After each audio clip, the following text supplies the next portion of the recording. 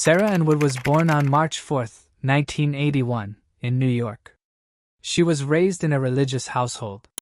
Her father served as a pastor in a small town located in the middle of the state. From an early age, Sarah, along with her older sister and brother, attended services at her father's church and went to Sunday school. She liked dancing, enjoyed poetry, and was part of her school's cheerleading team. Sarah also enjoyed riding her bike and often used it to travel to her father's church. It was less than a mile from her house, and Sarah frequently rode there for services, Sunday school, or simply to help her father with something. On August 18, 1993, when she was 12, Sarah, as usual, rode her bike to church for Sunday school. The classes were led by other church members, while her father remained at home. Her parents expected Sarah to return in the afternoon, right after the classes. But as time went by and she didn't come back, they started to worry. After waiting a bit longer, they went to the church, assuming Sarah might have stayed with other kids, but she wasn't there. The Sunday school teacher said that she had left on her bike right after classes. They also mentioned that she had taken with her a few books, some colorful folders, and a small display board. Her parents became even more concerned because the ride home from church should have only taken a few minutes, and it was unlikely Sarah would have gone anywhere else with all those items. Additionally, she always stopped to ask for permission if she wanted to go somewhere else. Her parents followed the route to the church, asking neighbors whether anyone had seen their daughter. Since it was a small town and Sarah's father was well known through the church, dozens of people quickly joined the search. They soon found a witness who had seen Sarah riding toward her house around 2:30 p.m. She was seen just a few hundred yards from her home, which made her parents even more uneasy. They were almost certain something bad had happened to Sarah and chose to contact the police. The local police department immediately began the search, deploying dozens of officers. The sheriff also requested help from the fire department, and they joined the effort. News of Sarah's disappearance rapidly spread throughout the area, drawing in dozens of volunteers. In just the first few hours, several hundred people were already taking part in the search. The police concentrated on the route from the church to Sarah's home, searching the fields and woods on both sides of the road. They soon discovered the first troubling clue. Just a few yards into the woods, they found Sarah's bike leaning against a tree. The police focused on that spot and soon located the items Sarah had taken from Sunday school, hidden in the bushes. These discoveries led investigators to a grim conclusion. It was likely that Sarah had been abducted. They assumed that an unknown attacker might have dragged her from the road into the woods, left her belongings there, and then taken her away by car. The police department committed all its resources to the search, while Sarah's relatives, who couldn't sit still and wait, began printing flyers with information about her disappearance.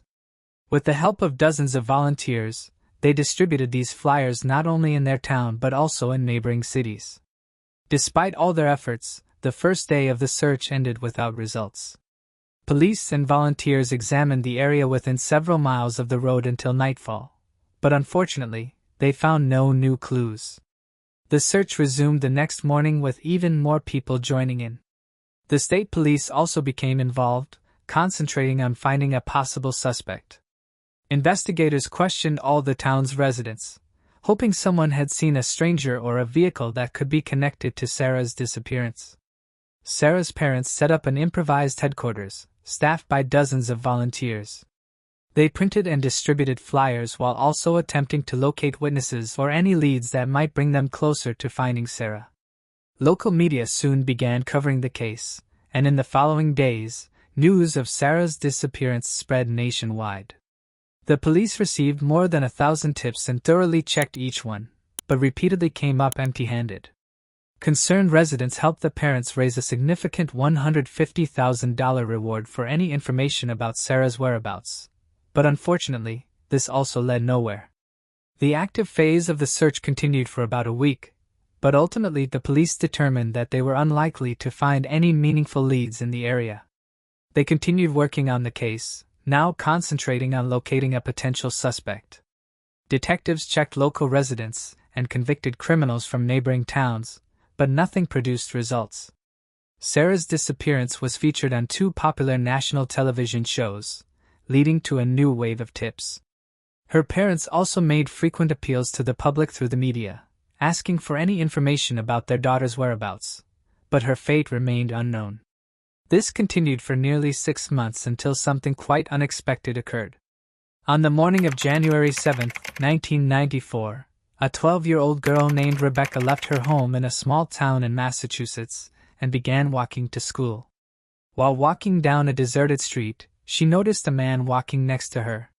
He said something, but Rebecca didn't hear him because she was wearing headphones. When she removed them, the man pulled out a gun and told her that if she did everything he said, he wouldn't hurt her. He grabbed her by the jacket, and they continued walking in the same direction. Rebecca was afraid to scream or try to run, but she understood that even if she obeyed, the man might still kill her. Soon, she realized the man was leading her to a car and quickly came up with a plan. She pretended to have an asthma attack and struggled to breathe. Rebecca sat down on the ground, and the man released her jacket. He grabbed the edge of her backpack while she continued pretending to suffocate, and at the right moment, she slipped out of the backpack straps and ran away from the kidnapper. A few hundred yards away, Rebecca saw several adults. She ran to them and told them that someone had just attempted to abduct her. Meanwhile, the kidnapper got into his car and drove away, taking Rebecca's backpack with him. One of the witnesses chose to follow him in his own car. He trailed the kidnapper for a few minutes, then stopped at the nearest gas station and called the police. The witness provided them with a partial license plate number of the kidnapper's vehicle and its model, while Rebecca described his appearance. The police began searching for the vehicle, checking databases for matching cars. They also sent out information to nearby towns, and on that same evening, their efforts paid off. An officer driving through a small town a few miles away suddenly noticed a vehicle matching the description. He stopped and knocked on the door of the house where it was parked. There were several people inside, and the officer asked who owned the pickup truck. The owner explained that he hadn't used it in a long time because he had lost his sight. Instead, his neighbor, 43-year-old Louis Lint, often used the truck. Louis was a handyman who helped the blind neighbor with various domestic chores in exchange for using the pickup. Louis said that the last time he drove the truck was the previous day, and he hadn't used it since. Despite this, the officer asked him to come to the station for questioning, and Louis agreed.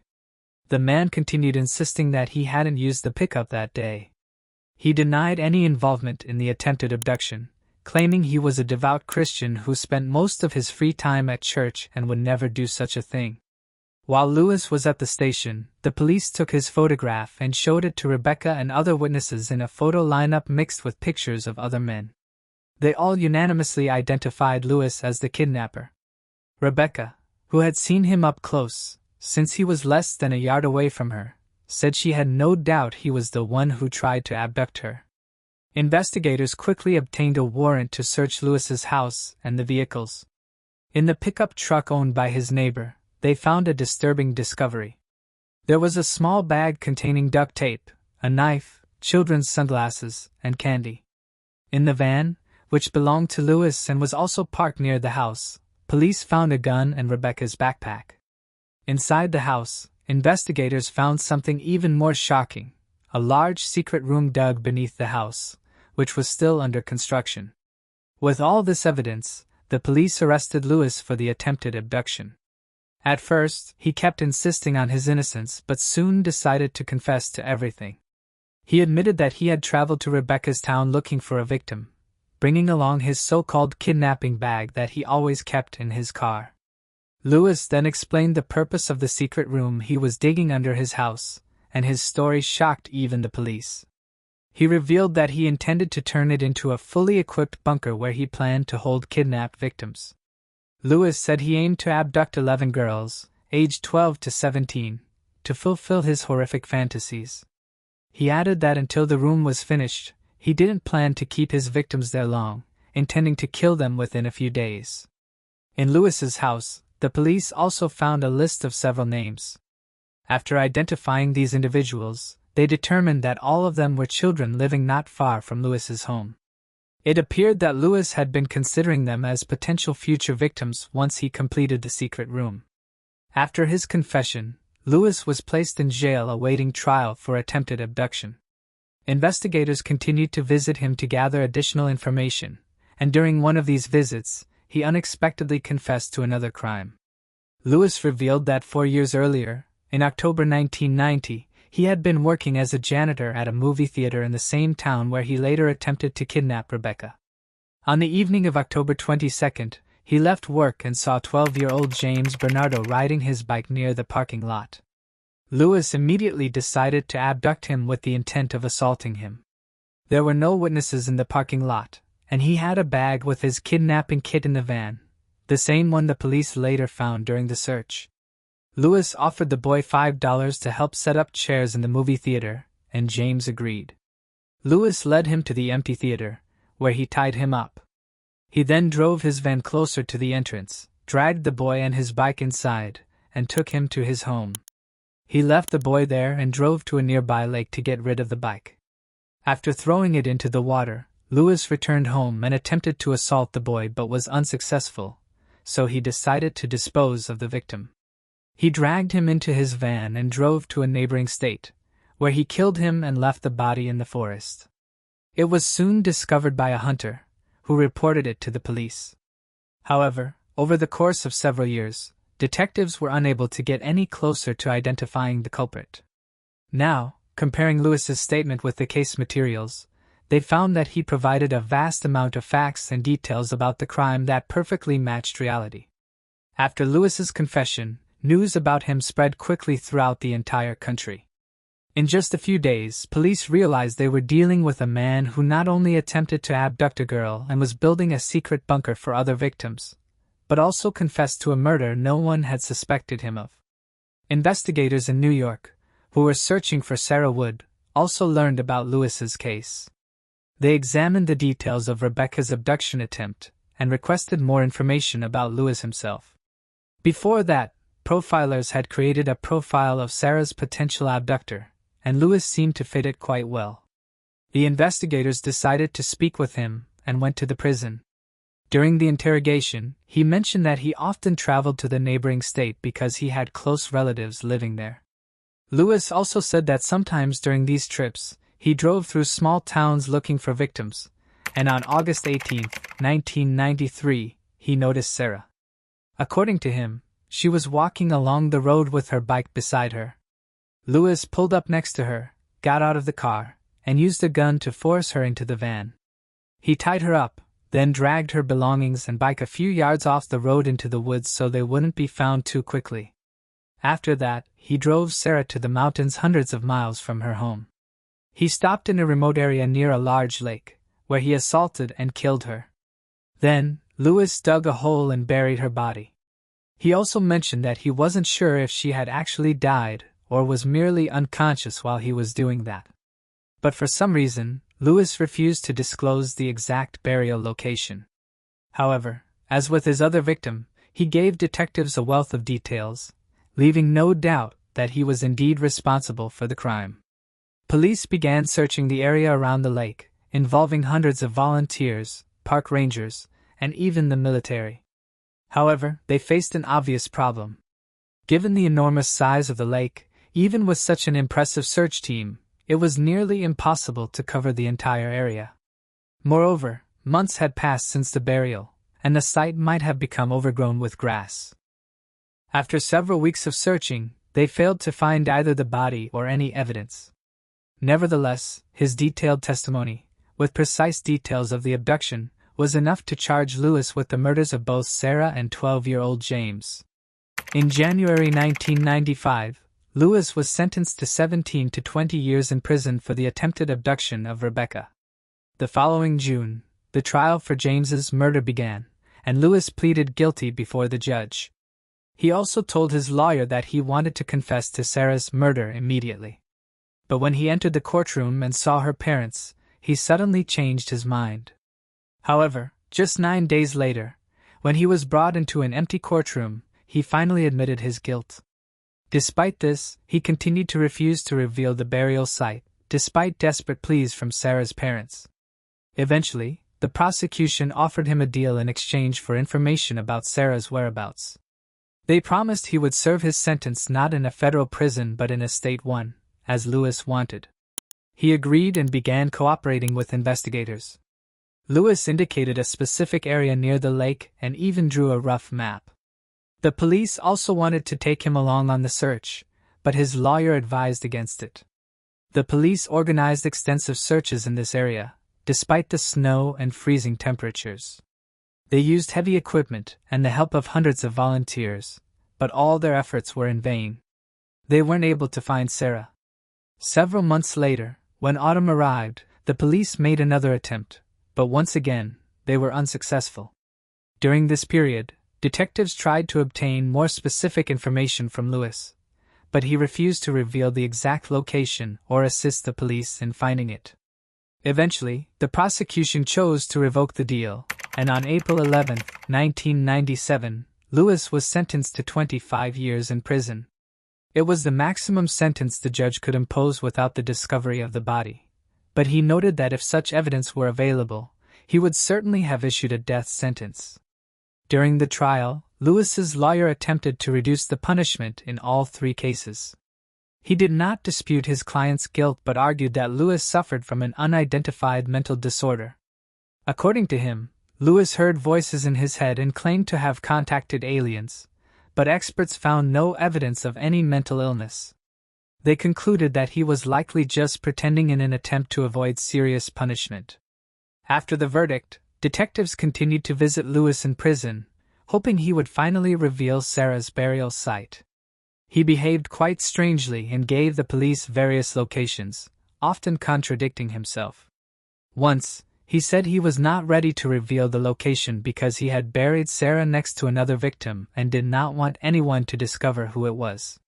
Sarah's parents also visited Lewis in prison, pleading with him to tell them the burial site, but he continued to remain silent. Detectives were also considering Lewis's possible involvement in other unsolved cases. After he confessed to the abductions of Sarah and James, the police had almost no doubt that he had other victims. Almost immediately after his arrest, they learned about another attempted abduction he had committed. Several years earlier, Lewis had tried to grab a girl off the street, but her father intervened. They reported it to the police, but detectives were unable to find the perpetrator. Only after Lewis's photo appeared in the news did the girl and her father recognize him. Lewis was also suspected in 4 unsolved disappearances that took place from 1985 to 1992. Investigators determined that he had the capability to commit all these crimes, but no evidence was found, and Lewis refused to confess. Despite this, his story did not end there. Detectives continued visiting him after his sentencing, hoping he would reveal Sarah's whereabouts or confess to other crimes. However, this did not happen until 2013, when Lewis suddenly decided to confess to another murder. He admitted that he was responsible for one of the crimes he had been suspected of. According to him, on November 6, 1992, he abducted a 16-year-old teenager with developmental disabilities who was riding a bike to his grandmother's house. Lewis said he forced the boy into his van, then killed him and dumped his body in a lake. Investigators confirmed his involvement based on his detailed description of the events, but official charges in the case have still not been filed against him. At present, Lewis is 73 years old, and he continues serving his sentence for 2 murders and an attempted abduction. Sarah's parents still believe that someday they will convince him to reveal the burial site, or he will disclose this secret before his death. The family also continues the work of the center they initially established to gather tips and distribute flyers. Over the years, they have expanded to assist with other missing children investigations, a mission they continue to uphold. Primarily focused on distributing flyers, their efforts helped reunite 399 children with their families in 2017 alone. In memory of Sarah, her relatives also organize an annual bike ride. Initially attended by just a few people, over the years, the number of participants has steadily increased. Currently, several thousand people regularly take part in the event, also helping raise significant funds to support efforts to locate missing children. Police have no plans to give up the search for Sarah's burial site, regardless of Lewis's willingness to reveal this information. They intend to continue search operations in the areas he has indicated until they succeed in finding her. If you found this case intriguing, make sure to like and subscribe. We upload new crime case videos every night. Stay tuned and brace yourself for what's coming next.